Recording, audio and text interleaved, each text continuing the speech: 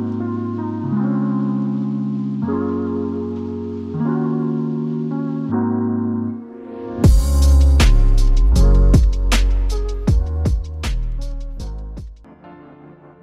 I'm going to be designing a bedroom which is 116 square foot in Mumbai.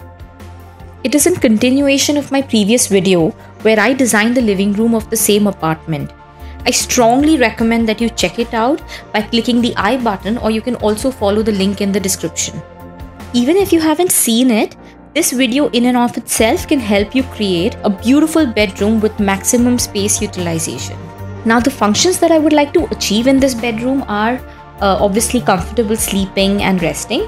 Second is sufficient storage, and third is a dressing area. Coming to the aesthetic of the bedroom, I will use the same Scandinavian aesthetic that we used in the living room video, as it would be nice to maintain a flow from the living room to the bedroom. Now, I think this video would be very beneficial for people living on rent, as it addresses budget constraints and restrictions with breaking or modifying anything in a rented space. And for those of you who own the space, you can get the same stuff I will be suggesting made by a genuine contractor. Now let's look at the bedroom floor plan. Now this is a 9.5 by 12.5 feet bedroom. As you can see, there are these columns projecting in this bedroom, which can pose a challenge while designing. For those of you who have these projections, this video will give you ideas of how to make it work in your favor. Not everyone will have this problem, and in that case, you're still good to use everything I show you in this video.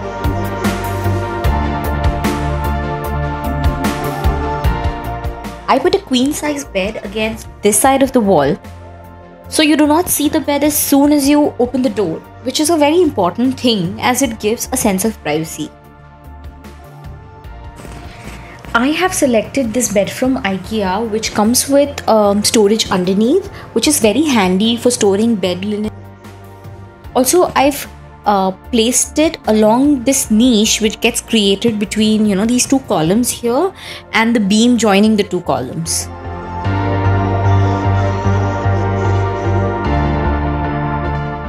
The next thing I need to put are two bedside tables. I consciously chose a round one because of these columns on either sides of the bed, and putting in rectangular or square tables would just create a mismatch of alignment.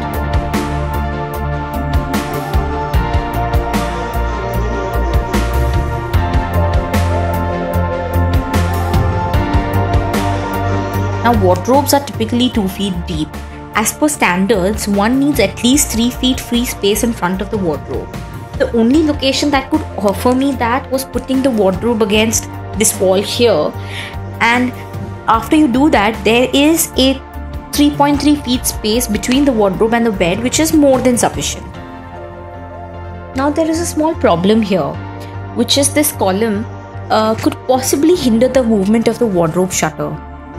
So in order to ensure that this does not happen, I checked the shutter sizes of multiple wardrobes available online. And then I finally came across this 3-shutter IKEA wardrobe. I put it in AutoCAD to check if the movement of the hinge shutter is a problem or no. And as you can see, the shutter opens up without hitting the corner of the column. Now these things are very important to be checked from a utility perspective.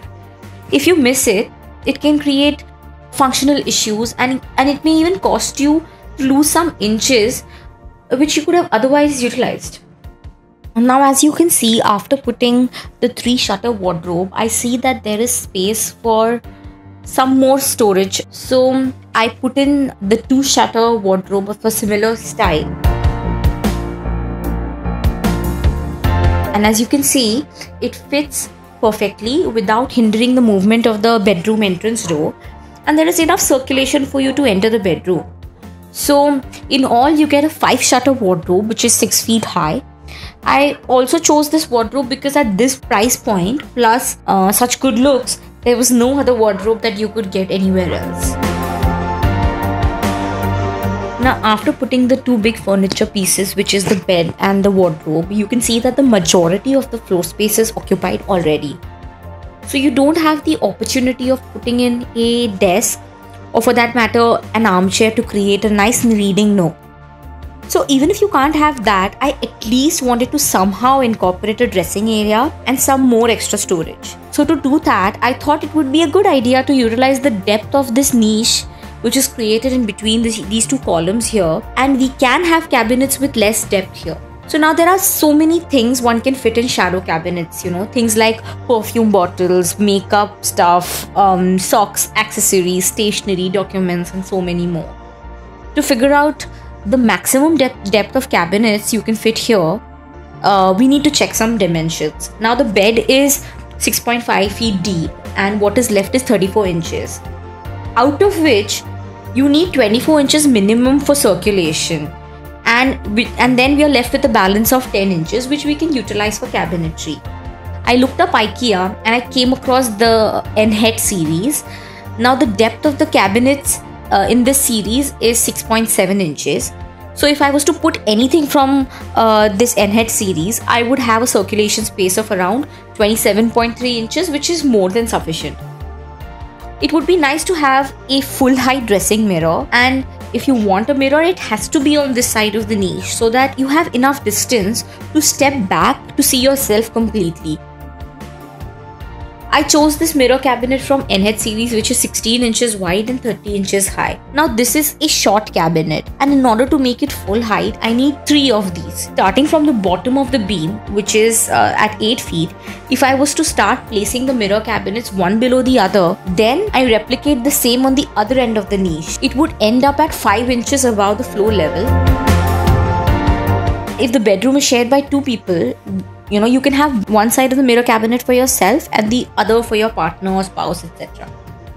For the space in between the mirror cabinets, I checked how much I have left in between the two, which is 64 inches. Now you can use 2 of these 32-inch wide cabinets, which will fit perfectly in between. After I place one next to the other, aligning with the bottom of the mirror cabinets, this creates a beautiful wall unit, and it also creates this niche in the center, which you can use for a TV or even for an artwork. It's up to you.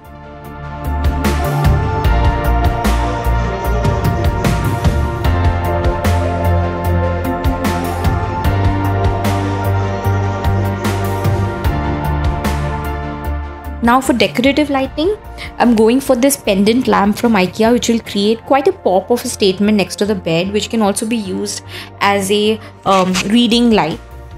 There is one more thing you could do for some soft indirect concealed lighting, and what you could do is you could place LED strips underneath the entire length of these cabinets, which will give a very soft glow that you can switch on to use as a night light without disturbing someone who is sleeping on the bed. Now all the functional aspects of this bedroom have been addressed, and I'll just leave you to looking at the different soft furnishings and other decor elements that would really spruce up the room.